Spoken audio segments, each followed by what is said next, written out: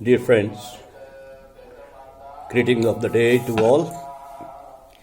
This is Dr. B.S. Atwal, official spokesperson, Punjab Lok Congress.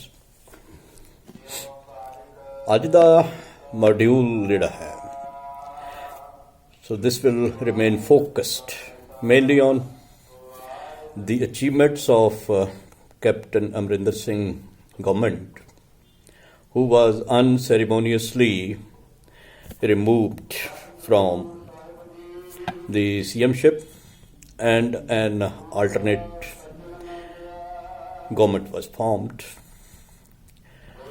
Main focus will be on the achievements of 4.5 years. Along with this, ਇਹਦੇ ਨਾਲ ਥੋੜਾ ਪੰਜਾਬੀ ਦੇ ਵਿੱਚ ਵੀ ਇਹਦੇ ਨਾਲ ਮੈਂ ਥੋੜਾ ਬਹੁਤ ਫੋਕਸ ਕਰਾਂਗਾ ਕਿ ਅੱਜ ਦੀ ਸਿਆਸਤ ਜਿਹੜੀ ਹੈ, ਰਾਜਨੀਤੀ ਜਿਹੜੀ ਹੈ, ਉਸ ਦਾ ਮਿਆਰ ਕਿੰਨਾ ਗਿਰਦਾ ਜਾ ਰਿਹਾ ਹੈ।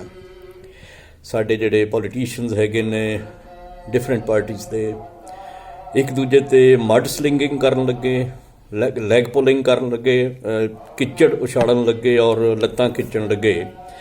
ਸਾਰੀਆਂ ਮਰਿਆਦਾਵਾਂ ਭੁੱਲ ਜਾਂਦੇ ਨੇ।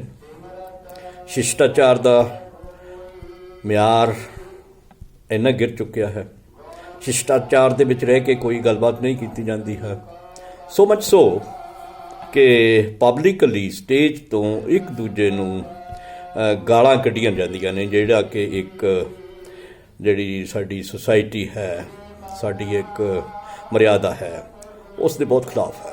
ਤਾਂ ਥੋੜ੍ਹਾ ਬਹੁਤ ਮੈਂ ਉਸ 'ਤੇ ਵੀ ਫੋਕਸ ਕਰਨ ਦੀ ਕੋਸ਼ਿਸ਼ ਕਰਾਂਗਾ। ਸੋ ਸਭ ਤੋਂ ਪਹਿਲਾਂ 2017 'ਚ ਜਦੋਂ ਕੈਪਟਨ ਸਾਹਿਬ ਦੀ ਗਵਰਨਮੈਂਟ ਆਈ ਸੀ, ਬਹੁਤੀ ਦੇਰ ਕੋਵਿਡ ਨੇ ਇਹ ਪੀਰੀਅਡ ਜਿਹੜਾ ਹੈ 2017 ਤੋਂ ਲੈ ਕੇ 2021 ਤੱਕ ਦਾ ਮਿਡ 21 ਦਾ ਜਿਹੜਾ ਹੈਗਾ, ਇਹ ਪੀਰੀਅਡ ਬਹੁਤਾ ਤਾਂ ਕੋਵਿਡ ਦੇ ਹਿੱਸੇ ਚੜ੍ਹ ਗਿਆ ਹੈ ਔਰ ਬਹੁਤਾ ਜ਼ਿਆਦਾ ਕਿਸਾਨ ਸੰਘਰਸ਼, ਕਿਸਾਨ ਮੋਰਚਾ ਜਿਹੜਾ ਲੱਗਾ ਸੀ, ਜਿਹੜੀ ਬੀਜੇਪੀ ਗਵਰਨਮੈਂਟ ਨੇ ਬਲੈਕ ਲਾਜ਼ ਬਣਾਏ ਸੀਗੇ, ਉਹਨਾਂ ਨੂੰ ਰਿਪੀਲ ਕਰਾਉਣ ਵਾਸਤੇ ਬਹੁਤ ਟਾਈਮ ਲੱਗ ਗਿਆ ਹੈ। ਪਰ ਫਿਰ ਵੀ ਮੈਂ ਇਸ ਚੀਜ਼ ਦੀ ਦਾਦ ਦਿੰਦਾ ਹਾਂ ਕਿ ਕੈਪਟਨ ਸਾਹਿਬ ਨੇ ਜਿੰਨਾ ਹੋ ਸਕਦਾ ਹੈ, ਵੱਧ ਤੋਂ ਵੱਧ ਜਿੰਨਾ ਹੋ ਸਕਿਆ ਹੈ, ਵੱਧ ਤੋਂ ਵੱਧ ਇਸ 'ਚ ਗਵਰਨੈਂਸ ਵਧੀਆ ਕੀਤੀ ਹੈ, ਲੋਕਾਂ ਨੂੰ ਬੜੇ ਫਾਇਦੇ ਪਹੁੰਚਾਏ ਹਨ। ਅਤੇ ਕਿਉਂਕਿ mostly this is a trend ਕਿ ਟੂਵਰਡਸ ਦਾ ਐਂਡ ਆਫ ਦਾ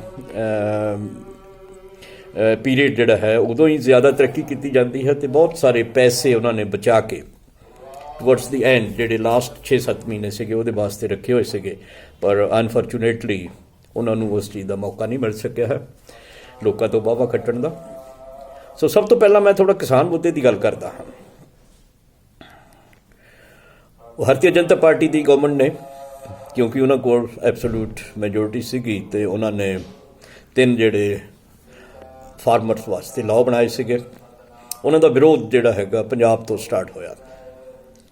ਸਭ ਤੋਂ ਪਹਿਲਾਂ ਸਾਡੇ ਕਿਸਾਨ ਵੀਰਾਂ ਨੇ ਰੇਲਵੇ ਸਟੇਸ਼ਨਾਂ 'ਤੇ, ਰੇਲਵੇ ਲਾਈਨਾਂ 'ਤੇ ਬੈਠਣਾ ਸ਼ੁਰੂ ਕੀਤਾ, ਆਪਣਾ ਪ੍ਰੋਟੈਸਟ ਸ਼ੋਅ ਕਰਨਾ ਸ਼ੁਰੂ ਕੀਤਾ। ਉਦੋਂ ਕੈਪਟਨ ਸਾਹਿਬ ਦੀ ਗਵਰਨਮੈਂਟ ਸੀ, ਅਤੇ ਜੇ ਕੈਪਟਨ ਸਾਹਿਬ ਚਾਹੁੰਦੇ ਤਾਂ ਸਖਤੀ ਕਰਕੇ, law and order the problem ਖੜੀ ਕਰਕੇ ਉਹ ਸਾਰਾ ਜਿਹੜਾ ਉਹਨਾਂ ਦਾ ਪ੍ਰੋਟੈਸਟ ਹੈ ਉਸ ਨੂੰ ਖਤਮ ਕਰ ਸਕਦੇ ਸੀ। ਪਰ ਕਿਉਂਕਿ ਕੈਪਟਨ ਸਾਹਿਬ ਦਾ ਮਨ ਜਿਹੜਾ ਹੈ, ਦਿਲ ਜਿਹੜਾ ਹੈ, ਕਿਸਾਨਾਂ ਵਾਸਤੇ ਸੌਫਟ ਹੈ, ਕਿਉਂਕਿ ਕਿਸਾਨੀ ਜਿਹੜੀ ਹੈਗੀ ਆ ਸਾਡੀ ਰੀੜ੍ਹ ਦੀ ਹੱਡੀ ਹੈ ਸਾਡੇ ਸੂਬੇ ਦੀ ਇਕੋਨਮੀ ਦੀ। ਸੋ ਉਹਨਾਂ ਨੇ ਉਹਦੇ ਵਾਸਤੇ ਬੜਾ ਸੌਫਟ ਐਟੀਟਿਊਡ ਰੱਖਿਆ। ਰਾਦਰ ਉਹਨਾਂ ਦੀ ਹੈਲਪ ਕੀਤੀ ਹੈ, ਉਹਨਾਂ ਦੀ ਵੱਧ ਤੋਂ ਵੱਧ ਹੈਲਪ ਕਰਨ ਦੀ ਕੋਸ਼ਿਸ਼ ਕੀਤੀ ਹੈ ਤਾਂ ਕਿ ਉਹਨਾਂ ਦਾ ਜਿਹੜਾ ਪ੍ਰੋਟੈਸਟ ਹੈ ਉਹ ਸੈਂਟਰ ਗੌਰਮੈਂਟ ਕੋਲ ਪਹੁੰਚ ਸਕੇ। ਅਤੇ at the same time centre government ਦੇ ਕੋਲ ਵੀ ਇਸ ਚੀਜ਼ ਦੀ ਉਹਨਾਂ ਨੇ ਬਹੁਤ ਸਿਫਾਰਿਸ਼ ਕੀਤੀ ਸੀ ਕਿ ਇਹ ਜਿਹੜੇ ਐਂਟੀ ਫਾਰਮਰਸ ਲਾ ਹੈਗੇ ਨੇ, these are not in the interest of farmers, not in the interest of agriculture, these should be repealed. So ਜੇ ਉਹ ਚਾਹੁੰਦੇ ਤਾਂ ਉਸ ਮੁੱਦੇ ਨੂੰ ਉੱਥੇ ਹੀ ਖਤਮ ਕਰ ਸਕਦੇ ਸੀ ਸਖਤੀ ਕਰਕੇ, ਪਰ ਉਹਨਾਂ ਨੇ ਸੌਫਟ ਐਟੀਟਿਊਡ ਰੱਖਿਆ ਹੈ, ਜਿਹਦੇ ਨਾਲ ਤੁਸੀਂ ਸਾਰਿਆਂ ਨੇ ਵਾਚ ਕੀਤਾ ਹੈ, ਉਹਨੂੰ ਰਿਪੀਟ ਕਰਨ ਦੀ ਲੋੜ ਨਹੀਂ ਹੈ। ਸਾਡਾ ਕਿਸਾਨ ਮੋਰਚਾ ਕਿੰਨੀ ਸਿਖਰਾਂ 'ਤੇ ਪਹੁੰਚਿਆ ਹੈ, ਦਿੱਲੀ ਤੱਕ ਪਹੁੰਚਿਆ ਹੈ। ਤੇ ਜੇ ਇੱਥੋਂ ਹੀ ਉਸ ਨੂੰ ਸਨੈਪ ਕਰ ਦਿੱਤਾ ਜਾਂਦਾ ਤਾਂ ਇਹ ਦਿੱਲੀ ਤੱਕ ਕਿਸਾਨ ਨਹੀਂ ਪਹੁੰਚ ਸਕਦੇ ਸੀ ਅਤੇ ਸਾਡਾ ਜਿਹੜਾ ਐਂਟੀ ਫਾਰਮਰ ਲਾ ਜਿਹੜੇ ਨੇ ਰਿਪੀਲ ਨਹੀਂ ਹੋ ਸਕਦੇ ਸੀ। ਸੋ ਮੇਰੇ ਕਹਿਣ ਦਾ ਮਤਲਬ ਇਹ ਹੈਗਾ ਕਿ ਕਿਸਾਨਾਂ ਦੀ ਹੈਲਪ ਜਿੰਨੀ ਕੈਪਟਨ ਸਾਹਿਬ ਦੀ ਗਵਰਨਮੈਂਟ ਨੇ ਕੀਤੀ ਹੈ ਉਸ ਦੀ ਸਾਨੂੰ ਦਾਦ ਦੇਣੀ ਚਾਹੀਦੀ ਹੈ। ਪੰਜਾਬ ਇਕੱਲਾ ਹੀ ਪਹਿਲਾ ਸੂਬਾ ਸੀ ਜਿਸ ਨੇ ਗੰਨੇ ਦਾ ਭਾਅ ਜਿਹੜਾ ਹੈਗਾ 310 ਤੋਂ ਵਧਾ ਕੇ 360 ਕੀਤਾ ਸੀਗਾ। ਅਤੇ ਇਸ 2017 ਦੇ ਪੀਰੀਅਡਸ ਤੋਂ ਔਨਵਰਡਸ ਮੈਂ ਇਹ ਦਾਅਵੇ ਨਾਲ ਕਹਿੰਦਾ ਹਾਂ ਕਿ ਕਿਸਾਨਾਂ ਦੀ ਇਨਕਮ ਜਿਹੜੀ ਹੈ, ਆਮਦਨ ਜਿਹੜੀ ਹੈ, ਉਹਦੇ ਵਿੱਚ 72% 72% ਦਾ ਇਜ਼ਾਫਾ ਹੋਇਆ ਹੈ। ਇਹਦੇ ਨਾਲ ਜਿਹੜੇ ਹੋਰ ਪ੍ਰੋਮਿਸਿਸ ਮੈਨੀਫੈਸਟੋ 'ਚ ਕੀਤੇ ਗਏ ਸੀਗੇ ਉਹ ਆਲਮੋਸਟ 92-93% ਤੱਕ ਫੁੱਲਫਿਲ ਕੀਤੇ ਗਏ ਹਨ।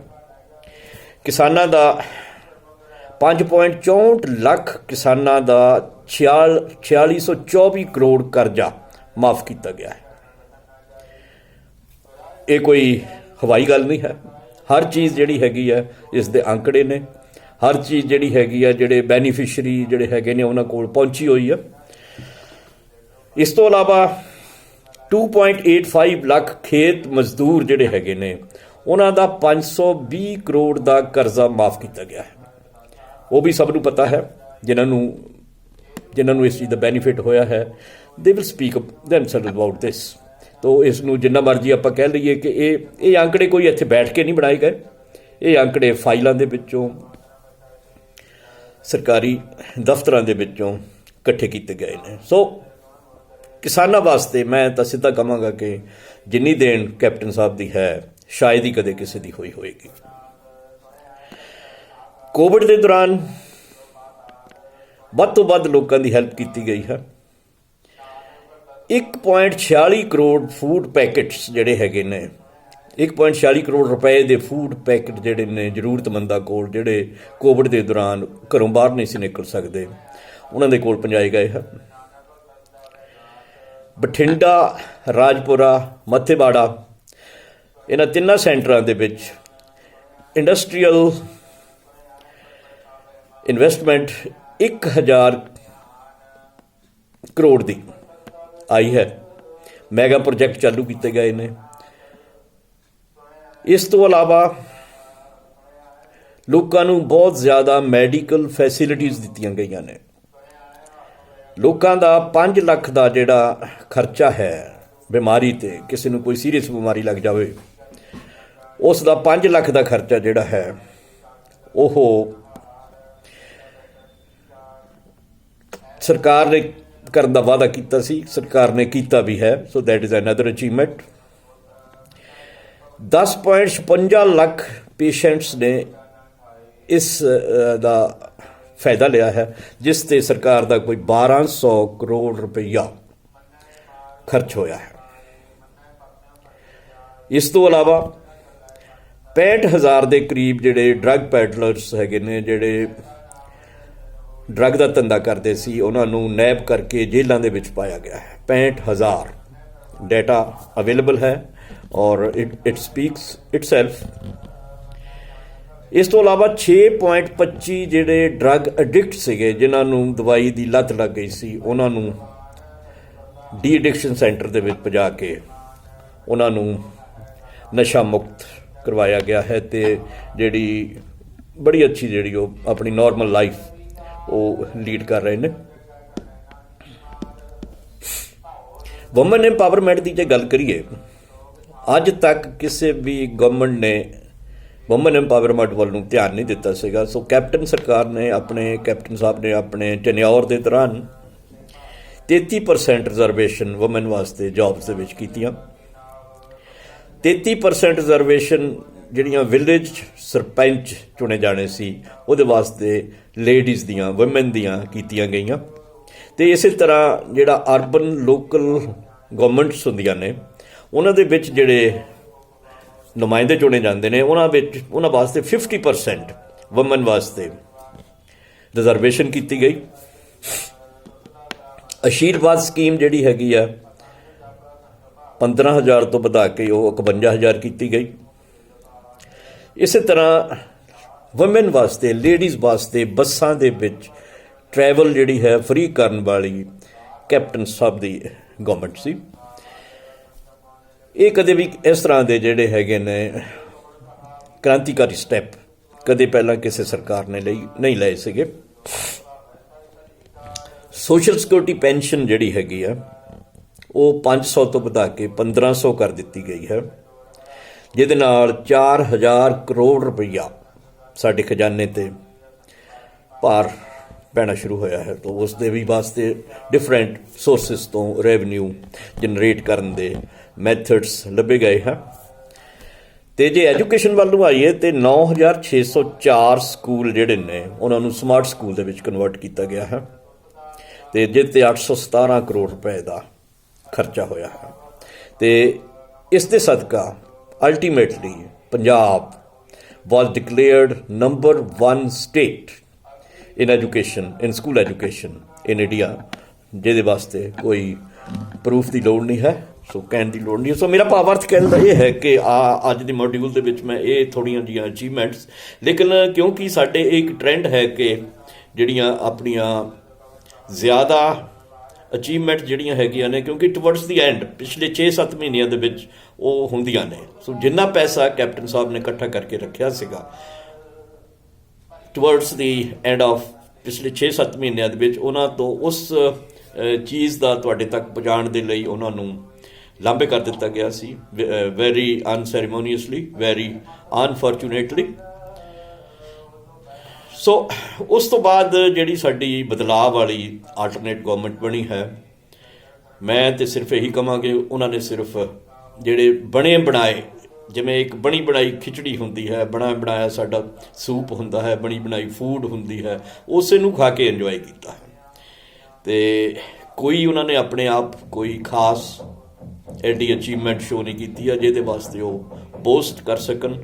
ਹੁਣ ਇਸ ਸਟੇਜ 'ਤੇ ਆਉਣ ਵਾਲੇ 20 ਡੇਜ਼ ਤੋਂ ਬਾਅਦ ਲੋਕਾਂ ਦੇ ਸਾਹਮਣੇ ਜਾ ਕੇ ਵੋਟਾਂ ਮੰਗ ਸਕਣ, ਸਗੋਂ ਰਾਦਰ ਇੱਕ ਦੂਜੇ ਨਾਲ ਖਿੱਚੋਤਾਣ, ਕੁਰਸੀ ਦੀ ਲੜਾਈ, ਮੈਂ CM, ਤੂੰ ਡਿਪਟੀ CM, ਮੈਂ ਇਹ ਮੈਂ ਉਹ, ਤੂੰ ਇਸ ਤਰ੍ਹਾਂ ਦਾ, ਤੂੰ ਇਸ ਤਰ੍ਹਾਂ ਦਾ। ਤੋ ਇਸ ਤਰ੍ਹਾਂ ਦੀ ਭਾਸ਼ਾ ਜਿਹੜੀ ਹੈਗੀ ਆ ਆਮ ਲੋਕਾਂ ਦੇ ਵਿੱਚ ਵਰਤ ਕੇ ਉਹਨਾਂ ਨੇ ਆਪਣਾ ਵਕਾਰ ਜਿਹੜਾ ਹੈ ਘਟਾਇਆ ਹੈ।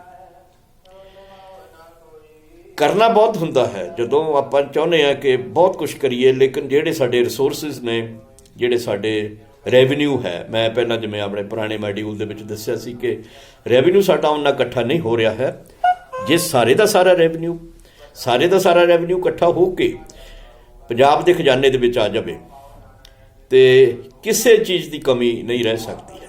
ਸੋ ਅਗਲਾ ਟੀਚਾ ਸੈਂਟਰ ਗਵਰਨਮੈਂਟ ਨਾਲ ਭਾਈਵਾਲੀ ਕਰਕੇ, ਬਹੁਤ ਸਟਰੋਂਗ ਪੋਲੀਟੀਕਲ ਪਾਰਟੀ ਨਾਲ ਕਰਕੇ ਸਾਡਾ ਟੀਚਾ ਇਹ ਹੋਏਗਾ ਕਿ ਬਹੁਤ ਐਫਰਟ ਕਰੀਏ ਤਾਂ ਕਿ ਜਿਹੜਾ ਸਾਡਾ ਖਜ਼ਾਨਾ ਹੈ ਉਹ ਭਰੇ, ਸਾਡਾ ਜਿਹੜਾ ਰੈਵਨਿਊ ਜਿਹੜਾ ਹੈਗਾ ਉਹ ਪ੍ਰੋਪਰ ਜਿੱਥੇ ਪਹੁੰਚਣਾ ਚਾਹੀਦਾ ਹੈ ਉੱਥੇ ਪਹੁੰਚੇ, ਨਾ ਕਿ ਜਿਵੇਂ ਸਾਡੇ ਪੁਰਾਣੇ ਖਜ਼ਾਨਾ ਮੰਤਰੀ ਸਾਹਿਬ, ਜਿਵੇਂ ਲੋਕਾਂ ਨੇ ਉਹਨਾਂ ਨੂੰ ਕਿਹਾ ਹੈਗਾ ਕਿ ਖਾਲੀ ਖਜ਼ਾਨਾ ਮੰਤਰੀ ਸਾਹਿਬ। ਮੈਂ ਉਹਨਾਂ ਤੋਂ ਥੋੜ੍ਹਾ ਜਿਹਾ ਪੁੱਛਣਾ ਚਾਹੁੰਦਾ ਕਿ ਮੈਂ ਸੁਣਿਆ ਹੈ ਕਿ ਤੁਸੀਂ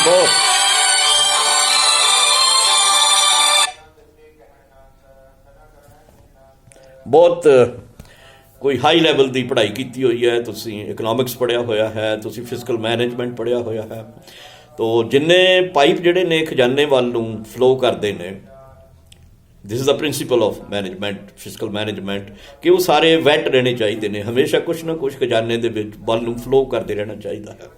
ਜੇ ਇੱਕ ਪਾਈਪ ਕਦੇ ਡਰਾਈ ਹੁੰਦਾ ਹੈ ਤਾਂ ਉਸਨੂੰ ਦੁਬਾਰਾ ਵੈਟ ਕਰਨ ਦੀ, ਉਹਦੇ ਵਿੱਚ ਫਲੋ ਵਧਾਉਣ ਦੀ ਕਪੈਸਿਟੀ ਜਿਹੜੀ ਹੈਗੀ ਆ, ਉਹਦੇ ਮੇਜਰਸ ਲੈਣੇ ਚਾਹੀਦੇ ਨੇ, ਉਹਦੇ ਕੋਈ ਨਾ ਕੋਈ ਜਿਹੜੇ ਹੈਗੇ ਨੇ ਸੁਜੈਸਟ ਕਰਨੇ ਚਾਹੀਦੇ ਆ ਚੀਫ ਮਿਨਿਸਟਰ ਨੂੰ, ਤੁਸੀਂ ਕੀ ਕੀਤਾ ਹੈ, what you have done accept for saying ਕਿ ਸਾਡਾ ਖਜ਼ਾਨਾ ਖਾਲੀ ਹੈ।